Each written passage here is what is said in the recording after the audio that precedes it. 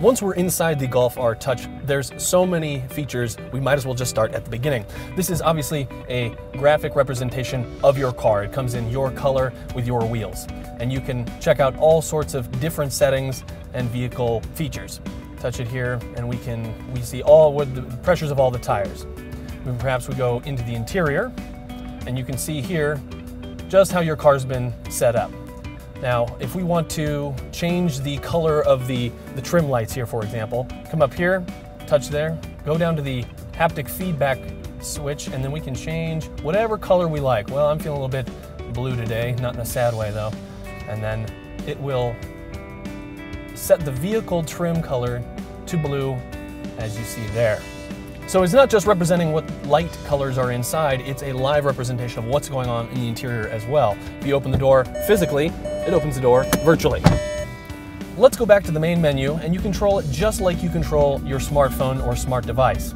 We'll have all the different things here. Let's go to audio though.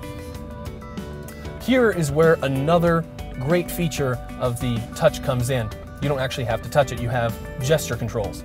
So if we, with the active sound there, it tells you we're going to the next track. There we are, next track there, and we can turn up volume using this down here. Now let's say you also have some navigation going and you want to have the voice navigation overpower the sound of your stereo. Well, just 2 fingers will do that. Navigation. Or if you want to turn it down below your stereo, that's fine too. Let's say you have a phone call coming in, that's turned down. Well, just 3 fingers on the slider. Yep, once we get the, 3. There we go. Bring it up and bring it down. Then we can control other settings from the haptic feedback window down here. Now, you've probably seen haptic feedback before in Cadillac Q, for example. Well, that's rather slow. Volkswagen delightfully isn't.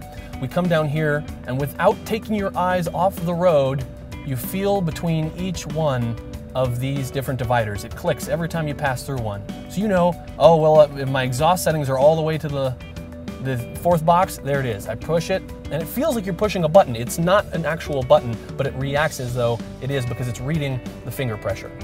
Scrolling between songs just by gesture control isn't the only touchless feature of the Golf R Touch. You can also, for example, open up the moonroof.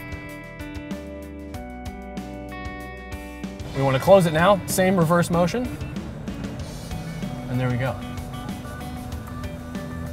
Turning on your lights is the same motion. Just get your hand in front of it and raise them up. So if I want to turn the lights back off, just hands down and the lights go off, just like on the screen.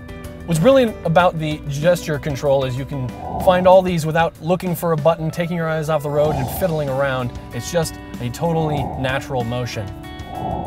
Finishing off the very techy interior of the Golf R Touch is the instrument cluster, which shows, as you can see, many windows, fuel consumption, your audio, and your navigation central there. Though Volkswagen isn't ready to send all this technology quite yet into showrooms, it shows where it could be in a few years.